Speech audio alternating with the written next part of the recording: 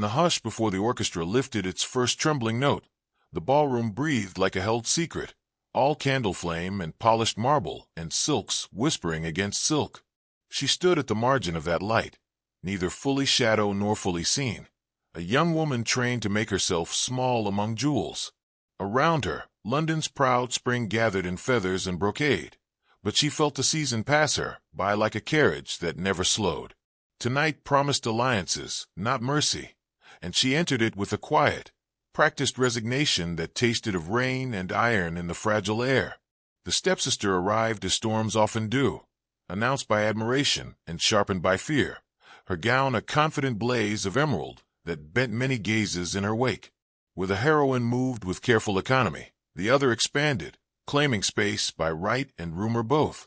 Laughter followed her like loyal pages, quick and bright, yet with an edge that could draw blood when she wished it. She leaned close as if to share a kindness, breath warm with triumph, and her smile was sweet enough to hide the harm it carried for those already taught to doubt their worth entirely. They had shared corridors and seasons without sharing affection, bound by law and the accident of remarriage, not by the gentle commerce of trust. From childhood the elder had learned to dazzle, the younger to endure, and the habits followed them into womanhood like tailored coats they could not shed.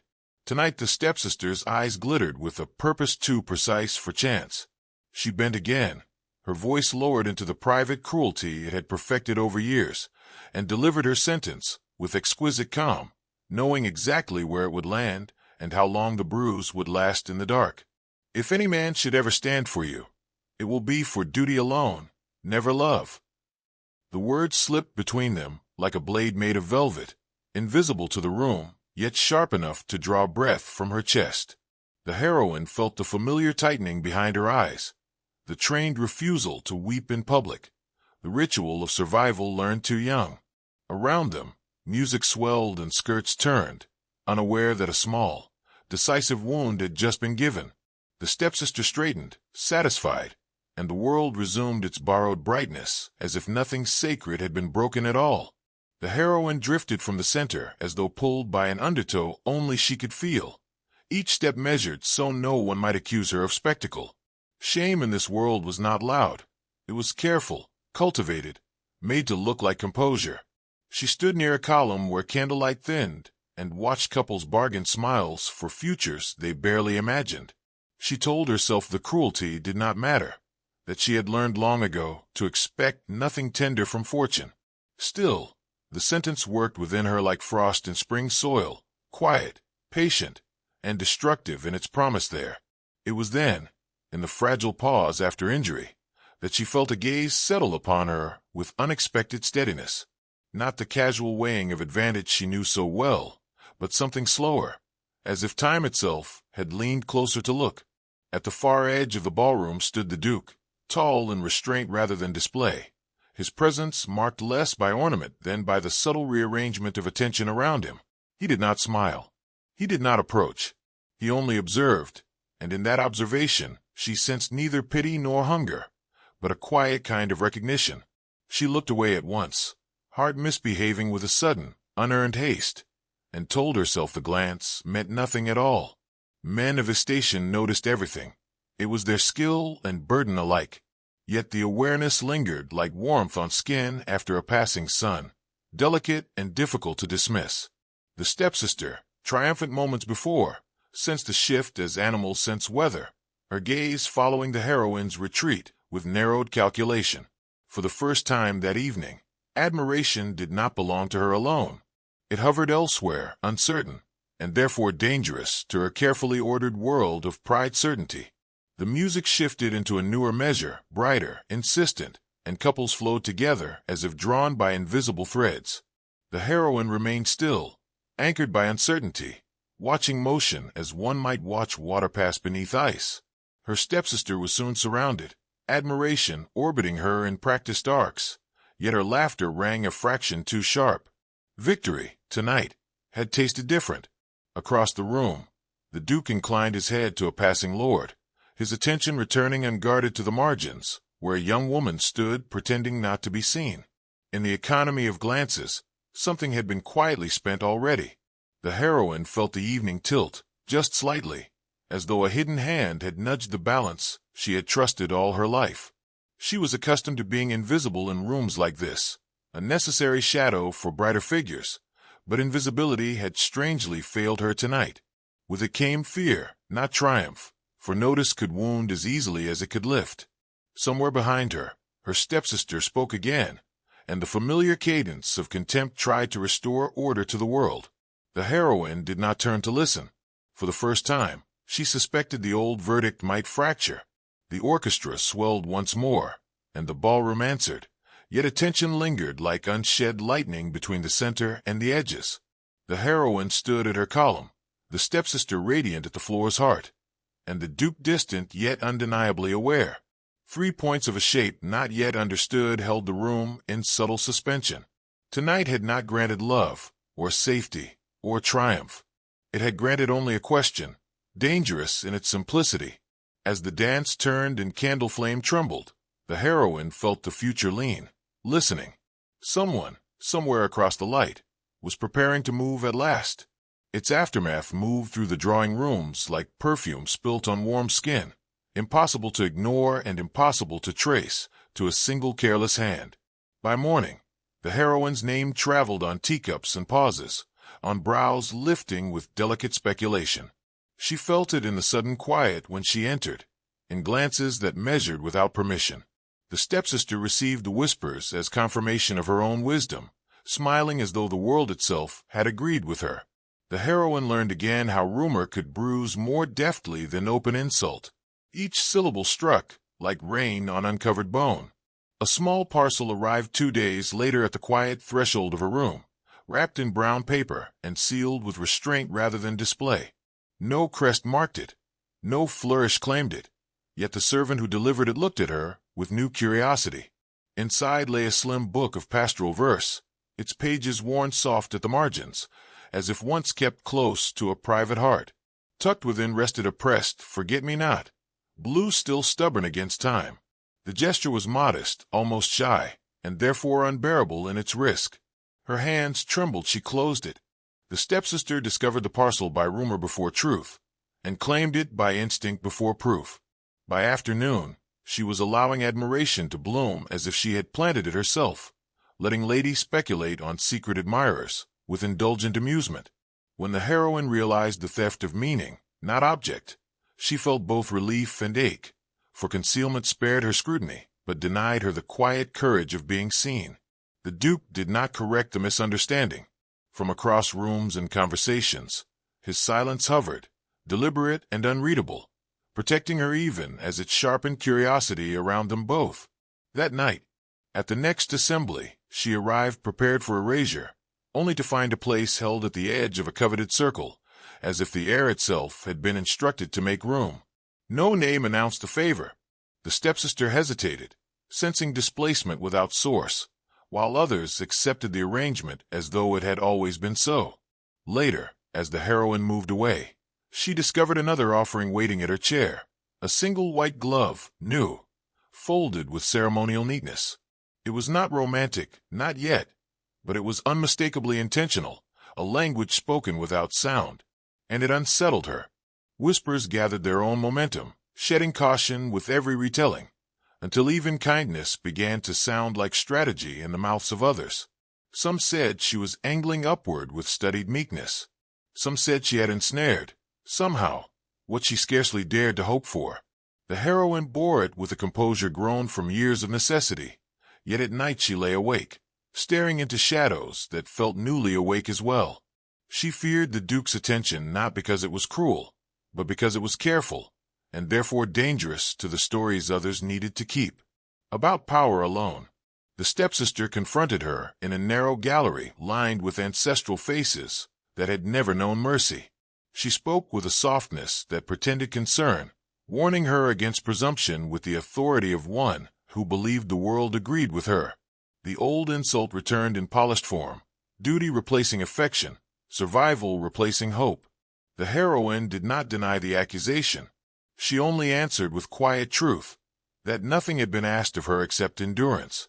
For the first time, the stepsister heard something in that tone that did not bend, and it unsettled her more than rebellion ever could.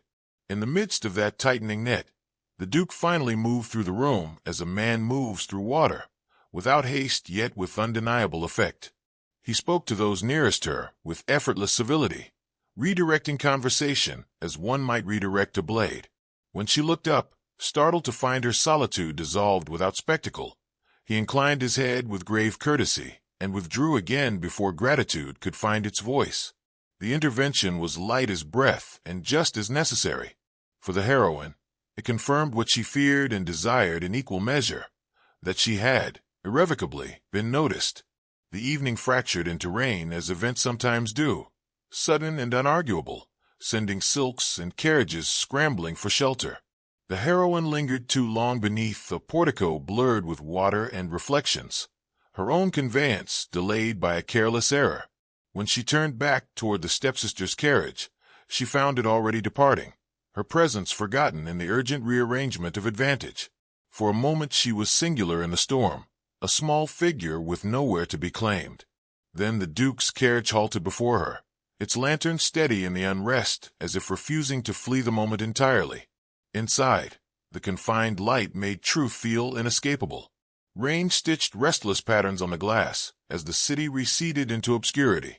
The heroine held her cloak with unnecessary care, every instinct urging retreat even as circumstance insisted upon proximity. The Duke spoke first of ordinary things, of roads and the weather, as if to honor the fragile bridge of propriety between them. Yet beneath the courtesy ran an unmistakable gravity, the sense of something long observed, finally permitted voice. She felt her pulse answer his pauses, each silence weighted with what neither yet dared to name, or even privately imagine. The carriage slowed, and the space between them seemed to narrow with it, as if motion itself had been the only thing keeping intention at bay. At last he turned to her, not with ceremony, but with decision stripped of ornament, and his voice entered the small chamber like a held breath released. He did not yet speak the dangerous word the stepsister had thrown like a verdict. Instead he said her name with a care that redefined it, and in that single, steady sound she felt the future shift its weight. Outside, the rain softened, waiting on the edge. The rain eased as the carriage rolled to its quiet halt, wheels whispering against wet stone, and for a moment neither of them moved as if motion itself might shatter what had begun to form. The Duke's gaze held hers with an intensity gentled by restraint, a look that neither claimed nor fled. He spoke again, not the language of fortune or alliance, but of recognition earned through watching her endure what others never had to see.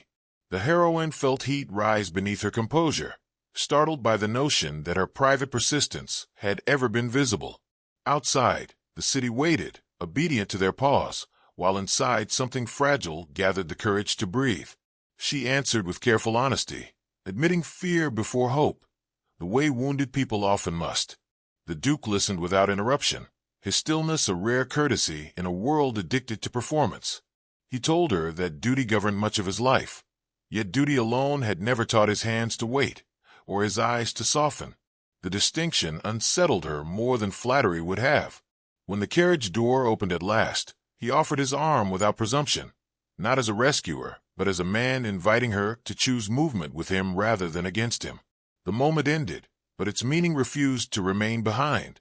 At the next grand gathering, the room seemed to inhale when they entered within moments of each other, scandal already rehearsing its lines.